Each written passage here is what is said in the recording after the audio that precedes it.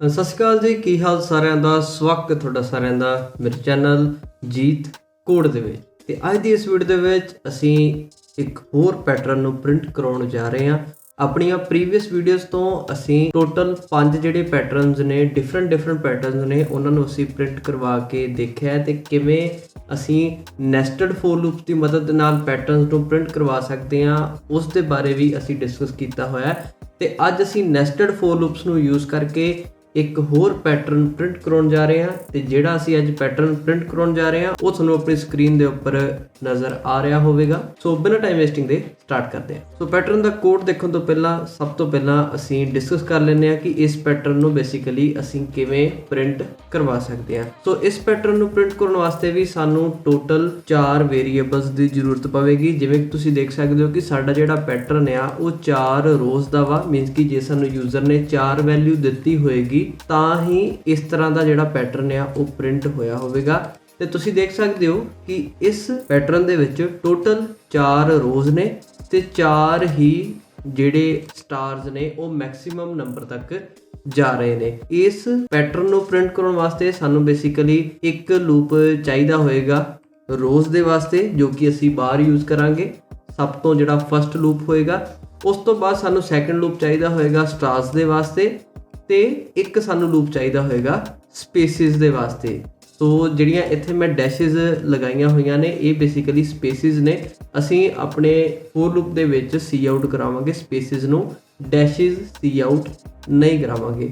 ਸੋ code ਮੈਂ already ਲਿਖ ਲਿਆ ਹੋਇਆ।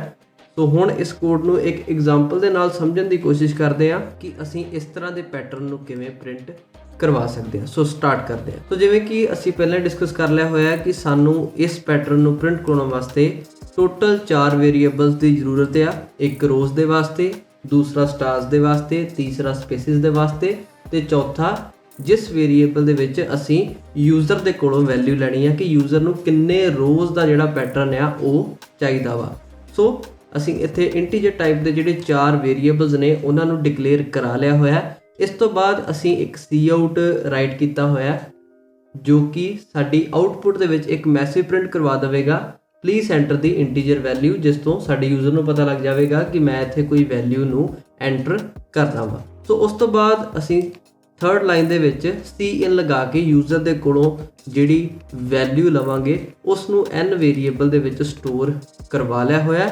ਸੋ ਉਸ ਤੋਂ ਬਾਅਦ ਸਾਡੇ ਜਿਹੜੇ ਪ੍ਰੋਗਰਾਮ ਦਾ ਕੰਟਰੋਲ ਆ ਉਹ ਆ ਜਾਵੇਗਾ ਇਸ ਫੋਰ ਲੂਪ ਦੇ ਕੋਲ ਤੇ ਜਿਹੜਾ ਪੈਟਰਨ ਪ੍ਰਿੰਟ ਹੋਣ ਦਾ ਪ੍ਰੋਸੈਸ ਆ ਉਹ ਇਸ ਫਸਟ ਵਾਲੇ ਫੋਰ ਲੂਪ ਤੋਂ ਹੀ ਸਟਾਰਟ ਹੋਵੇਗਾ।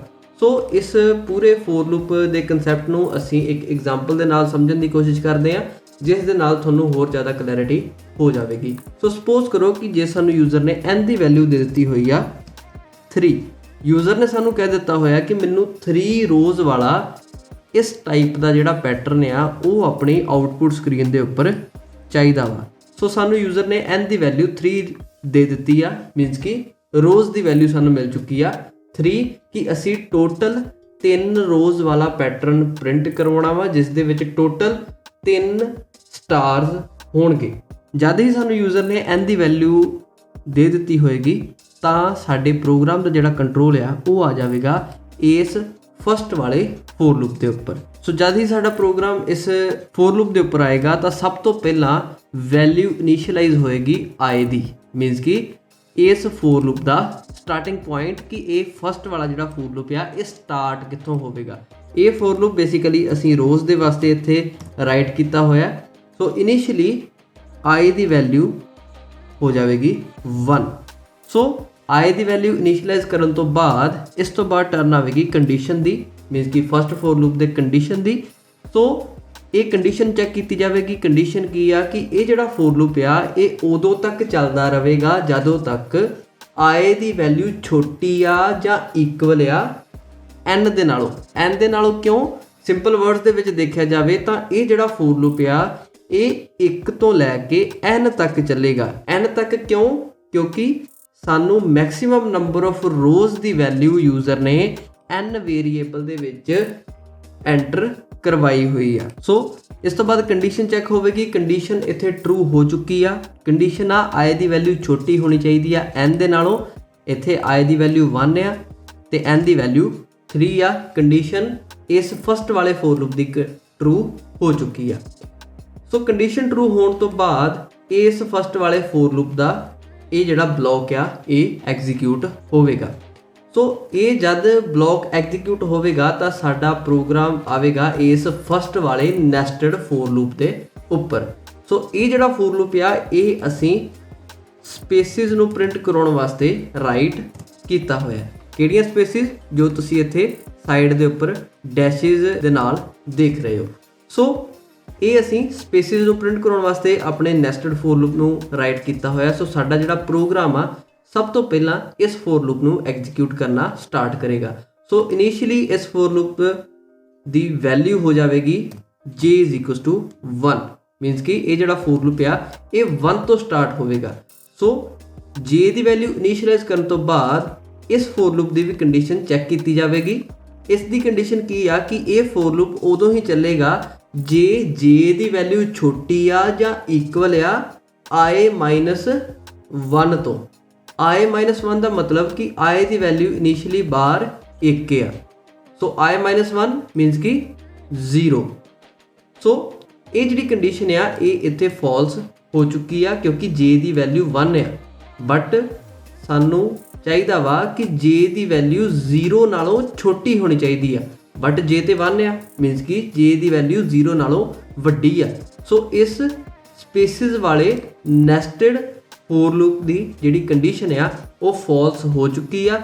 ਸੋ ਜਦ ਹੀ ਕਿਸੇ for loop the condition false ਹੁੰਦੀ ਆ ਤਾਂ ਉਸ ਦਾ ਜਿਹੜਾ ਬਲੌਕ ਆਫ ਕੋਡ ਆ ਉਹ ਐਗਜ਼ੀਕਿਊਟ ਨਹੀਂ ਹੁੰਦਾ। ਇਸ ਦਾ ਮਤਲਬ ਆ ਕਿ ਸਾਡੀ ਫਸਟ ਰੋ ਦੇ ਵਿੱਚ ਜਿਹੜੀ ਇੱਕ ਸਪੇਸ ਪ੍ਰਿੰਟ ਹੋਣੀ ਆ ਉਹ ਨਹੀਂ ਹੋਏਗੀ।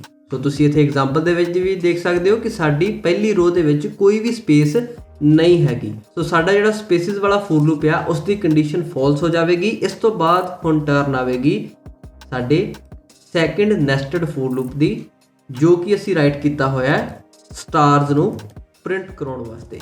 ਸੋ ਹੁਣ ਸਾਡਾ ਜਿਹੜਾ ਪ੍ਰੋਗਰਾਮ ਆ ਉਹ ਇਸ ਫੋਰ ਲੂਪ ਨੂੰ ਐਗਜ਼ੀਕਿਊਟ ਕਰਨਾ ਸਟਾਰਟ ਕਰੇਗਾ ਤੇ ਇਸ ਫੋਰ ਲੂਪ ਦਾ ਸਟਾਰਟਿੰਗ ਪੁਆਇੰਟ ਕੀ ਆ? k = n, ਮੀਨਸ ਕਿ k = 3। ਸੋ ਇਨੀਸ਼ੀਅਲੀ k ਦੀ ਵੈਲਿਊ ਹੋ ਜਾਵੇਗੀ 3। ਇਸ ਤੋਂ ਬਾਅਦ ਕੰਡੀਸ਼ਨ ਚੈੱਕ ਹੋਵੇਗੀ। ਕੰਡੀਸ਼ਨ ਕੀ ਆ ਕਿ k ਦੀ ਵੈਲਿਊ ਵੱਡੀ ਹੋਣੀ ਚਾਹੀਦੀ ਆ i ਦੇ ਨਾਲੋਂ। ਸੋ ਇੱਥੇ ਸਾਡੀ ਜਿਹੜੀ ਕੰਡੀਸ਼ਨ ਆ ਉਹ ਟਰੂ ਹੋ ਚੁੱਕੀ ਆ। k ਦੀ ਵੈਲਿਊ 3 ਆ ਤੇ ਬਾਹਰ i ਦੀ ਵੈਲਿਊ 1 ਆ, ਮੀਨਸ ਕਿ k ਦੀ ਵੈਲਿਊ ਵੱਡੀ ਆ i ਦੇ ਨਾਲੋਂ। ਸੋ ਕੰਡੀਸ਼ਨ ਟਰੂ ਹੋਣ ਦੇ ਨਾਲ ਹੀ ਇਸ ਸੈਕਿੰਡ ਨੈਸਟਡ ਫੋਰ ਲੂਪ ਦਾ ਜਿਹੜਾ ਬਲੌਕ ਆਫ ਕੋਡ ਆ ਇਹ ਐਗਜ਼ੀਕਿਊਟ ਹੋ ਜਾਵੇਗਾ ਤੇ ਸਾਡੀ ਆਊਟਪੁੱਟ ਦੇ ਵਿੱਚ cout ਕਰਵਾ ਦਿੱਤਾ ਜਾਵੇਗਾ ਇੱਕ ਸਟਾਰ ਤੇ ਨਾਲ ਇੱਕ ਸਪੇਸ। ਸੋ ਮੈਂ ਇੱਥੇ ਕਮੈਂਟ ਦੇ ਵਿੱਚ ਆਊਟਪੁੱਟ ਵੀ ਕ੍ਰੀਏਟ ਕਰ ਦਿੰਦਾ, ਆਊਟਪੁੱਟ, ਜਿਸ ਦੇ ਨਾਲ ਤੁਹਾਨੂੰ ਸਮਝਣ ਦੇ ਵਿੱਚ ਆਸਾਨੀ ਹੋਵੇਗੀ। ਸੋ ਇਹ ਕੰਡੀਸ਼ਨ ਟਰੂ ਹੋਣ ਦੇ ਨਾਲ ਹੀ ਸਾਡੀ ਆਊਟਪੁੱਟ ਦੇ ਵਿੱਚ ਇੱਕ ਸਟਾਰ ਤੇ ਇੱਕ ਸਪੇਸ ਪ੍ਰਿੰਟ ਕਰਵਾ ਦਿੱਤੀ ਜਾਵੇਗੀ। ਸੋ ਇੱਥੇ ਸਾਡੇ ਸਟਾਰ ਦੇ ਨਾਲ ਇੱਕ ਸਪੇਸ ਵੀ ਹੈ। ਸੋ ਸਪੇਸ ਪ੍ਰਿੰਟ ਕਰਾਉਣ ਤੋਂ ਬਾਅਦ ਟਰਨ ਆਵੇਗੀ k ਦੀ ਤੇ ਇਹ k ਦੀ ਵੈਲਿਊ ਨੂੰ 3 - 1 ਕਰਕੇ ਕਰ ਦੇਵੇਗਾ 2। ਫਿਰ ਕੰਡੀਸ਼ਨ ਚੈੱਕ ਹੋਵੇਗੀ। ਕੰਡੀਸ਼ਨ ਫਿਰ ਟਰੂ ਹੋ ਚੁੱਕੀ ਆ। k ਦੀ ਵੈਲਿਊ 2 ਆ, i ਦੀ ਵੈਲਿਊ 1 ਆ, k ਦੀ ਵੈਲਿਊ ਵੱਡੀ ਆ।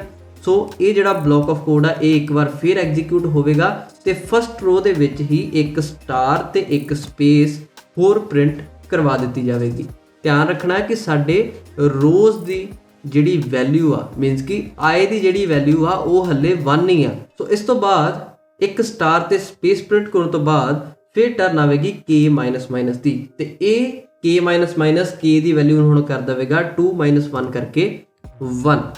ਸੋ ਫਿਰ ਕੰਡੀਸ਼ਨ ਚੈੱਕ ਹੋਵੇਗੀ। ਹੁਣ ਜਿਹੜਾ ਇਕੁਅਲ ਟੂ ਵਾਲਾ ਕੇਸ ਆ ਉਹ ਆ ਚੁੱਕਾ ਵਾ, ਮੀਨਸ ਕਿ k ਦੀ ਵੈਲਿਊ ਤੇ i ਦੀ ਵੈਲਿਊ ਜਿਹੜੀ ਆ ਉਹ ਇਕੁਅਲ ਹੋ ਚੁੱਕੀ ਆ। k ਦੀ ਵੈਲਿਊ 1 ਆ, i ਦੀ ਵੈਲਿਊ ਵੀ 1 ਆ। ਸੋ ਕੰਡੀਸ਼ਨ ਟਰੂ ਹੋ ਜਾਵੇਗੀ ਤੇ ਫਿਰ ਇਹ ਜਿਹੜਾ ਬਲੌਕ ਆਫ ਕੋਡ ਆ ਇਹ ਐਗਜ਼ੀਕਿਊਟ ਹੋ ਜਾਵੇਗਾ ਤੇ ਸਾਡੀ ਫਸਟ ਰੋ ਦੇ ਵਿੱਚ ਹੀ ਫਿਰ ਪ੍ਰਿੰਟ ਕਰਵਾ ਦਿੱਤਾ ਜਾਵੇਗਾ ਇੱਕ ਸਟਾਰ ਤੇ ਨਾਲ ਇੱਕ ਸਪੇਸ। ਸੋ ਧਿਆਨ ਰੱਖਣਾ ਵਾ ਕਿ ਜਿਹੜੀ ਇਨਕਰੀਮੈਂਟ ਤੇ ਡਿਕਰੀਮੈਂਟ ਵੈਲਿਊਜ਼ ਦੀ ਹੋ ਰਹੀ ਆ ਉਹ ਇਹਨਾਂ ਨੈਸਟਡ ਫੋਰ ਲੂਪਸ ਦੀ ਹੋ ਰਹੀ ਆ, ਨਾ ਕਿ ਸਾਡੇ ਰੋਜ਼ ਵਾਲੇ ਫੋਰ ਲੂਪ ਦੀ। ਰੋਜ਼ ਵਾਲੇ ਫੋਰ ਲੂਪ ਦੀ ਇਨਕਰੀਮੈਂਟ ਉਦੋਂ ਹੋਵੇਗੀ ਜਦੋਂ ਸਾਡੇ ਪ੍ਰੋਗਰਾਮ ਦਾ ਕੰਟਰੋਲ ਇਸ ਐਂਡ ਵਾਲੀ ਲਾਈਨ ਦੇ ਉੱਪਰ ਆ ਜਾਵੇਗਾ ਤੇ ਇਹ ਐਂਡ ਵਾਲੀ ਲਾਈਨ ਵੀ ਐਗਜ਼ੀਕਿਊਟ ਹੋ ਜਾਵੇਗੀ। ਫਿਰ ਟਰਨ ਆਵੇਗੀ ਰੋਜ਼ ਵਾਲੇ ਫੋਰ ਲੂਪ ਦੇ ਇਨਕਰੀਮੈਂਟ ਆਪਰੇਟਰ ਦੀ। ਸੋ ਹੁਣ 3 ਸਟਾਰ ਸਾਡੀ ਆਊਟਪੁੱਟ ਦੇ ਵਿੱਚ ਪ੍ਰਿੰਟ ਕਰਵਾ ਦਿੱਤੇ ਜਾਣਗੇ ਤੇ ਫਿਰ ਟਰਨ ਆਵੇਗੀ k ਮਾਈਨਸ ਦੀ, ਤੇ ਇਹ k ਮਾਈਨਸ k ਦੀ ਵੈਲਿਊ ਨੂੰ ਹੁਣ 1 1 ਕਰਕੇ ਕਰ ਦੇਵੇਗਾ 0। ਸੋ ਜਦ ਹੀ k ਦੀ ਵੈਲਿਊ 0 ਹੋਏਗੀ ਤਾਂ ਫਿਰ ਕੰਡੀਸ਼ਨ ਚੈੱਕ ਹੋਵੇਗੀ। ਹੁਣ ਕੰਡੀਸ਼ਨ ਹੋ ਚੁੱਕੀ ਆ ਫਾਲਸ, ਕਿਉਂਕਿ k ਦੀ ਵੈਲਿਊ 0 ਹੋ ਚੁੱਕੀ ਆ, k ਦੀ ਵੈਲਿਊ ਛੋਟੀ ਹੋ ਚੁੱਕੀ ਆ i ਦੇ ਨਾਲੋਂ।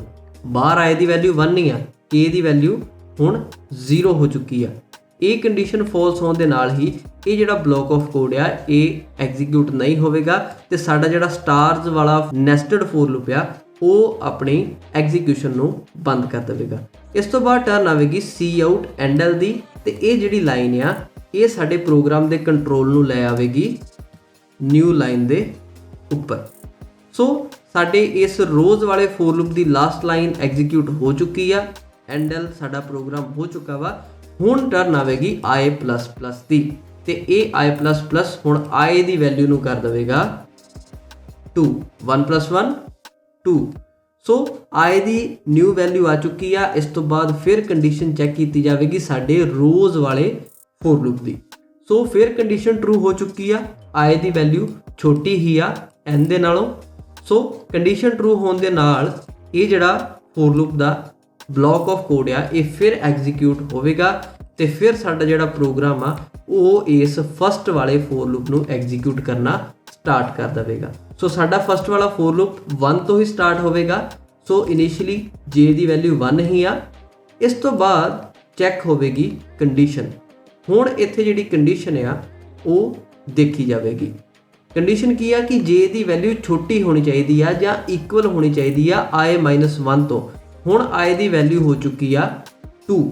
ਸੋ i-1 ਇੱਥੇ ਆ ਜਾਵੇਗਾ 1।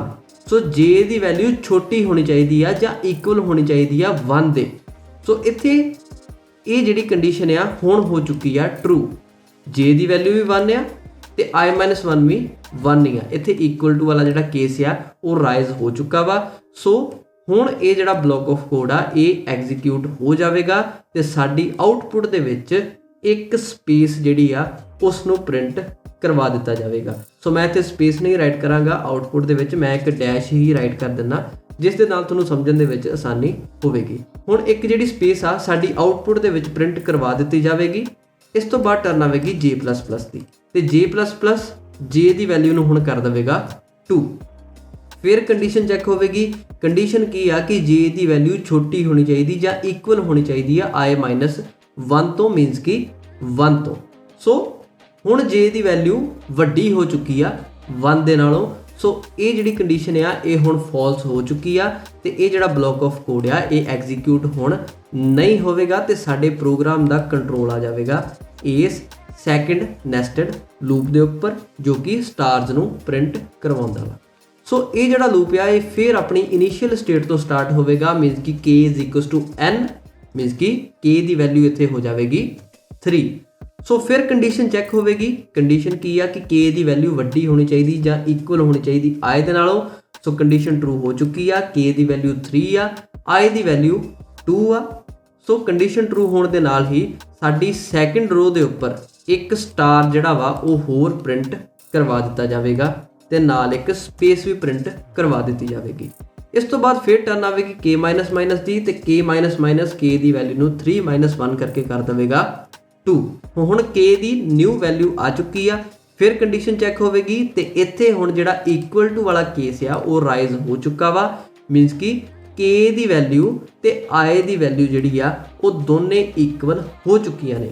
k ਦੀ ਵੈਲਿਊ ਵੀ 2 ਹੋ ਚੁੱਕੀ ਆ, i ਦੀ ਵੈਲਿਊ ਵੀ 2 ਹੋ ਚੁੱਕੀ ਆ, ਮੀਨਸ ਕਿ ਇਹ ਜਿਹੜੀ ਕੰਡੀਸ਼ਨ ਆ ਇਹ ਟਰੂ ਆ ਤੇ ਸਾਡੀ ਸੈਕਿੰਡ ਰੋ ਦੇ ਵਿੱਚ ਇੱਕ ਹੋਰ ਜਿਹੜਾ ਸਟਾਰ ਆ ਤੇ ਨਾਲ ਇੱਕ ਸਪੇਸ ਆ ਉਸ ਨੂੰ ਪ੍ਰਿੰਟ ਕਰਵਾ ਦਿੱਤਾ ਜਾਵੇਗਾ।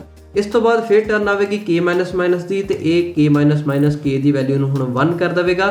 ਹੁਣ ਇੱਥੇ ਜਿਹੜੀ ਕੰਡੀਸ਼ਨ ਆ ਉਹ ਫਾਲਸ ਹੋ ਚੁੱਕੀ ਆ ਕਿਉਂਕਿ k ਦੀ ਵੈਲਿਊ ਛੋਟੀ ਹੋ ਚੁੱਕੀ ਆ i ਦੇ ਨਾਲੋਂ, ਬਟ ਕੰਡੀਸ਼ਨ ਹੈ k ਦੀ ਵੈਲਿਊ ਵੱਡੀ ਹੋਣੀ ਚਾਹੀਦੀ ਆ। ਸੋ ਕੰਡੀਸ਼ਨ ਫਾਲਸ ਹੋਣ ਦੇ ਨਾਲ ਹੀ ਇਹ ਜਿਹੜਾ ਬਲੋਕ ਆਫ ਕੋਡ ਆ ਇਹ ਆਪਣੀ ਐਗਜ਼ੀਕਿਊਸ਼ਨ ਬੰਦ ਕਰ ਦੇਵੇਗਾ ਤੇ ਸਾਡਾ ਜਿਹੜਾ ਸਟਾਰਸ ਵਾਲਾ ਫੋਰ ਲੂਪ ਆ, ਨੈਸਟਡ ਫੋਰ ਲੂਪ ਆ, ਉਹ ਵੀ ਆਪਣੀ ਐਗਜ਼ੀਕਿਊਸ਼ਨ ਨੂੰ ਬੰਦ ਕਰ ਦੇਵੇਗਾ।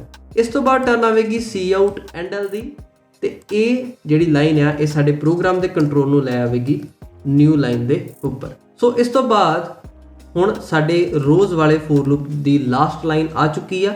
ਸੋ ਹੁਣ i++ ਐਗਜ਼ੀਕਿਊਟ ਹੋ ਜਾਵੇਗਾ ਤੇ ਇਹ ਹੁਣ ਵੈਲਿਊ ਕਰ ਦੇਵੇਗਾ i ਦੀ 3, ਇਨਕਰੀਮੈਂਟ ਕਰ ਦੇਵੇਗਾ 1 ਦੇ ਨਾਲ। ਫਿਰ ਕੰਡੀਸ਼ਨ ਚੈੱਕ ਹੋਵੇਗੀ, ਕੰਡੀਸ਼ਨ ਇੱਥੇ ਫਿਰ ਟਰੂ ਹੋ ਚੁੱਕੀ ਆ, ਇੱਥੇ ਇਕੁਅਲ ਟੂ ਵਾਲਾ ਜਿਹੜਾ ਕੇਸ ਆ ਉਹ ਆ ਚੁੱਕਾ ਵਾ, i ਦੀ ਵੈਲਿਊ ਇਕੁਅਲ ਹੋ ਚੁੱਕੀ ਆ n ਦੇ ਨਾਲੋਂ। ਸੋ ਫਿਰ ਇਹ ਜਿਹੜਾ ਬਲੋਕ ਆਫ ਕੋਡ ਆ ਇਹ ਐਗਜ਼ੀਕਿਊਟ ਕਰ ਦਿੱਤਾ ਜਾਵੇਗਾ ਤੇ ਫਿਰ ਇਹ ਜਿਹੜਾ ਨੈਸਟਡ ਫੋਰ ਲੂਪ ਆ ਜੋ ਕਿ ਅਸੀਂ ਸਪੇਸਿਸ ਵਾਸਤੇ ਲਗਾਇਆ ਹੋਇਆ, ਇਹ ਫਿਰ ਆਪਣੀ ਇਨੀਸ਼ੀਅਲ ਸਟੇਟ ਤੋਂ ਸਟਾਰਟ ਹੋਵੇਗਾ। ਫਿਰ ਕੰਡੀਸ਼ਨ ਚੈੱਕ ਕੀਤੀ ਜਾਵੇਗੀ, ਹੁਣ ਇਸ ਦਾ ਕੰਪੈਰੀਜ਼ਨ ਹੋਵੇਗਾ 2 ਦੇ ਨਾਲ, ਮੀਨਸ ਕਿ i-1, i ਦੀ ਵੈਲਿਊ ਇੱਥੇ 3 ਆ, i-1 ਮੀਨਸ ਕਿ ਇੱਥੇ ਆ ਜਾਵੇਗਾ 2। ਸੋ ਹੁਣ ਇਹਦਾ ਜਿਹੜਾ ਕੰਪੈਰੀਜ਼ਨ ਆ ਉਹ 2 ਦੇ ਨਾਲ ਹੋਵੇਗਾ ਕਿ j ਦੀ ਵੈਲਿਊ ਛੋਟੀ ਹੋਣੀ ਚਾਹੀਦੀ ਆ ਜਾਂ ਇਕੁਅਲ ਹੋਣੀ ਚਾਹੀਦੀ ਆ 2 ਤੋਂ। ਸੋ ਇੱਥੇ j ਦੀ ਵੈਲਿਊ 1 ਆ, ਮੀਨਸ ਕਿ ਛੋਟੀ ਆ 2 ਦੇ ਨਾਲੋਂ। ਸੋ ਇਹ ਜਿਹੜੀ ਕੰਡੀਸ਼ਨ ਆ ਇਹ ਟਰੂ ਹੋ ਚੁੱਕੀ ਆ ਤੇ ਇੱਕ ਸਾਡੀ ਜਿਹੜੀ ਸਪੇਸ ਆ ਉਹ ਆਊਟਪੁੱਟ ਦੇ ਵਿੱਚ ਪ੍ਰਿੰਟ ਕਰਵਾ ਦਿੱਤੀ ਜਾਵੇਗੀ। ਇਸ ਤੋਂ ਬਾਅਦ ਟਰਨ ਆਵੇਗੀ j++ ਦੀ, ਤੇ j++ ਹੁਣ 1+1 ਕਰਕੇ j ਦੀ ਵੈਲਿਊ ਨੂੰ ਕਰ ਦੇਵੇਗਾ 2।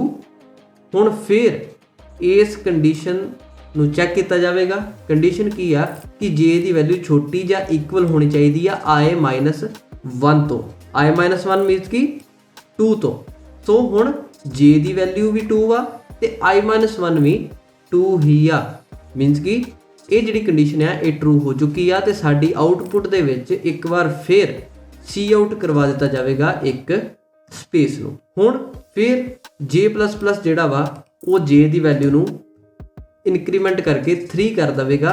ਫਿਰ ਕੰਡੀਸ਼ਨ ਚੈੱਕ ਹੋਵੇਗੀ, ਇੱਥੇ ਜਿਹੜੀ ਕੰਡੀਸ਼ਨ ਆ ਉਹ ਫਾਲਸ ਹੋ ਚੁੱਕੀ ਆ ਕਿਉਂਕਿ j ਦੀ ਵੈਲਿਊ ਹੁਣ ਵੱਡੀ ਹੋ ਚੁੱਕੀ ਆ 2 ਦੇ ਨਾਲੋਂ। ਸੋ ਇਹ ਜਿਹੜਾ ਬਲੋਕ ਆਫ ਕੋਡ ਆ ਇਹ ਐਗਜ਼ੀਕਿਊਟ ਨਹੀਂ ਹੋਵੇਗਾ। ਹੁਣ ਸਾਡੇ ਪ੍ਰੋਗਰਾਮ ਦਾ ਜਿਹੜਾ ਕੰਟਰੋਲ ਆ ਉਹ ਆ ਜਾਵੇਗਾ ਇਸ ਸਟਾਰਸ ਵਾਲੇ ਨੈਸਟਡ ਫੋਰ ਲੂਪ ਦੇ ਉੱਪਰ। ਸੋ ਇਹ ਜਿਹੜਾ ਫੋਰ ਲੂਪ ਆ ਇਹ ਫਿਰ ਆਪਣੀ ਇਨੀਸ਼ੀਅਲ ਸਟੇਟ ਤੋਂ ਸਟਾਰਟ ਹੋਵੇਗਾ, ਮੀਨਸ ਕਿ k n, ਮੀਨਸ ਕਿ 3 ਤੋਂ। ਸੋ ਇਸ ਤੋਂ ਬਾਅਦ ਫਿਰ ਕੰਡੀਸ਼ਨ ਚੈੱਕ ਹੋਵੇਗੀ, ਇੱਥੇ ਹੁਣ ਇਕੁਅਲ ਟੂ ਵਾਲਾ ਜਿਹੜਾ ਕੇਸ ਆ ਉਹ ਆ ਚੁੱਕਾ ਵਾ, ਮੀਨਸ ਕਿ k ਦੀ ਵੈਲਿਊ i ਦੇ ਇਕੁਅਲ ਹੋ ਚੁੱਕੀ ਆ, k ਵੀ 3 ਵਾ ਤੇ i ਵੀ 3 ਆ। ਸੋ ਜਦ ਹੀ ਕੰਡੀਸ਼ਨ ਟਰੂ ਹੋਏਗੀ ਤਾਂ ਇਹ ਜਿਹੜਾ ਬਲੋਕ ਆਫ ਕੋਡ ਆ ਇਹ ਐਗਜ਼ੀਕਿਊਟ ਕਰ ਦਿੱਤਾ ਜਾਵੇਗਾ ਤੇ ਸਾਡੀ ਆਊਟਪੁੱਟ ਸਕਰੀਨ ਦੇ ਉੱਪਰ ਇੱਕ ਸਟਾਰ ਤੇ ਨਾਲ ਇੱਕ ਸਪੇਸ ਪ੍ਰਿੰਟ ਕਰਵਾ ਦਿੱਤੀ ਜਾਵੇਗੀ। ਇਸ ਤੋਂ ਬਾਅਦ ਟਰਨ ਆਵੇਗੀ k-, ਦੀ, ਇਹ k-, ਦੀ ਵੈਲਿਊ ਨੂੰ ਹੁਣ 2 ਕਰ ਦੇਵੇਗਾ। ਫਿਰ ਕੰਡੀਸ਼ਨ ਚੈੱਕ ਹੋਵੇਗੀ, ਹੁਣ ਜਿਹੜੀ ਕੰਡੀਸ਼ਨ ਆ ਉਹ ਫਾਲਸ ਹੋ ਚੁੱਕੀ ਆ ਕਿਉਂਕਿ ਕੰਡੀਸ਼ਨ ਆ k ਦੀ ਵੈਲਿਊ ਵੱਡੀ ਹੋਣੀ ਚਾਹੀਦੀ i ਦੇ ਨਾਲੋਂ, ਬਟ ਹੁਣ k ਦੀ ਵੈਲਿਊ ਛੋਟੀ ਹੋ ਚੁੱਕੀ ਆ i ਦੇ ਨਾਲੋਂ। ਸੋ ਇਹ ਜਿਹੜਾ ਫੋਰ ਲੂਪ ਆ ਸਟਾਰਸ ਵਾਲਾ ਇਹ ਵੀ ਆਪਣੀ ਐਗਜ਼ੀਕਿਊਸ਼ਨ ਬੰਦ ਕਰ ਦੇਵੇਗਾ। ਇਸ ਤੋਂ ਬਾਅਦ ਸਾਡੀ ਜਿਹੜੀ ਸੀ ਆਊਟ ਐਂਡ ਐਲ ਲਾਈਨ ਆ ਇਹ ਐਗਜ਼ੀਕਿਊਟ ਹੋਵੇਗੀ ਤੇ ਫਿਰ ਟਰਨ ਆਵੇਗੀ i++ ਇਨਕਰੀਮੈਂਟ ਆਪਰੇਟਰ ਦੀ, ਤੇ ਇਹ i ਦੀ ਵੈਲਿਊ ਨੂੰ ਹੁਣ ਕਰ ਦੇਵੇਗਾ 4। ਫਿਰ ਕੰਡੀਸ਼ਨ ਚੈੱਕ ਹੋਵੇਗੀ, ਬਟ ਹੁਣ ਜਿਹੜੀ ਕੰਡੀਸ਼ਨ ਆ ਉਹ ਸਾਡੇ ਰੋਜ਼ ਵਾਲੇ for loop the he false ਹੋ ਚੁੱਕੀ ਆ, ਮੀਨਸ ਕਿ i ਦੀ ਵੈਲਿਊ ਵੱਡੀ ਹੋ ਚੁੱਕੀ ਆ n ਦੇ ਨਾਲੋਂ, ਬਟ ਕੰਡੀਸ਼ਨ ਸੀ ਕਿ i ਦੀ ਵੈਲਿਊ ਛੋਟੀ ਹੋਣੀ ਚਾਹੀਦੀ ਆ n ਦੇ ਨਾਲੋਂ। ਸੋ ਸਾਡੇ ਰੋਜ਼ ਵਾਲੇ ਫੋਰ ਲੂਪ ਦੀ ਹੀ ਜਿਹੜੀ ਕੰਡੀਸ਼ਨ ਆ ਉਹ ਫਾਲਸ ਹੋ ਜਾਵੇਗੀ ਤੇ ਇਹ ਜਿਹੜਾ ਪੂਰਾ ਫੋਰ ਲੂਪ ਆ ਇਹ ਆਪਣੀ ਐਗਜ਼ੀਕਿਊਸ਼ਨ ਬੰਦ ਕਰ ਦੇਵੇਗਾ। ਤੇ ਤੁਸੀਂ ਆਊਟਪੁੱਟ ਦੇ ਵਿੱਚ ਦੇਖ ਸਕਦੇ ਹੋ ਕਿ ਸਾਨੂੰ ਜਿਹੜਾ ਪੈਟਰਨ ਚਾਹੀਦਾ ਸੀ ਉਹ ਪ੍ਰਿੰਟ ਹੋ ਚੁੱਕਾ ਵਾ। ਸੋ ਮੈਂ ਹੋਪ ਕਰਦਾ ਕਿ ਇਹ ਜਿਹੜਾ ਪੂਰਾ ਕੋਡ ਆ ਇਸ ਦਾ ਸਾਈਕਲ ਕਿਵੇਂ ਚੱਲ ਰਿਹਾ ਵਾ ਤੁਹਾਨੂੰ ਚੰਗੀ ਤਰ੍ਹਾਂ ਕਲੀਅਰ ਹੋਇਆ ਹੋਵੇਗਾ। ਸੋ ਹੁਣ ਇਸ ਕੋਡ ਨੂੰ ਅਸੀਂ ਸੇਵ ਕਰਦੇ ਹਾਂ ਤੇ ਇਸ ਨੂੰ ਐਗਜ਼ੀਕਿਊਟ ਕਰਕੇ ਦੇਖਦੇ ਹਾਂ ਕਿ ਸਾਨੂੰ ਜਿਹੜਾ ਪੈਟਰਨ ਚਾਹੀਦਾ ਵਾ ਉਹ ਸਾਡੀ ਆਊਟਪੁੱਟ ਦੇ ਵਿੱਚ ਪ੍ਰਿੰਟ ਹੋ ਰਿਹਾ ਕਿ ਨਹੀਂ ਹੋ ਰਿਹਾ। ਸੋ ਇਸ ਨੂੰ ਐਗਜ਼ੀਕਿਊਟ ਕਰਦੇ ਹਾਂ।